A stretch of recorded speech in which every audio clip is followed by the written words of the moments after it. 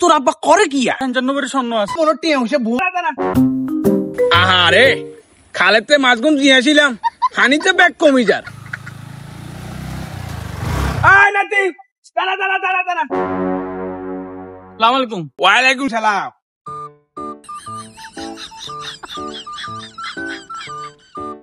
আচ্ছা নাতি, তোকে তো মনে টিয়া হচ্ছে বহুত মনে হয় জ্ঞান। না দাদা, আল্লাহর রহমতে আল্লাহ দিছে, আলহামদুলিল্লাহ। তো আচ্ছা জায়গা সম্পত্তি তোকে কিচ্ছু আমার মাশাআল্লাহ দিলে আমার 3 ভাই বোনের জন্য আব্বা ঢাকায় 3টা ফ্ল্যাট নিছে। আমরা 3 ভাই বোনের নামে এটা 3টা করে দিছে। আর আমার নামে আল্লাহর রহমতে মনে করেন না 95 স্বর্ণ আছে। আর আমরা বাইয়ে তো 3 তলা ডুপ্লেক্স ভাই আমি দেখছেন। মাশাআল্লাহ দিলে আর আব্বা 2জন গাঁই আছে প্রাইভেট কার। আর আব্বা একটা জিয়ান মঞ্চে হিয়ান ছাড়া। কি কোস তোর আব্বার এত সম্পত্তি? আচ্ছা নাতি, তোর আব্বা করে কি? আরে দাদা আপনি জানেন না, আর আব্বা সরকারি পিয়ন না। ওইসা আর বাপে তো সরকারি চাকরি করছি, কই আলে তো নাই। আচ্ছা তোর বাপের বেতন কত?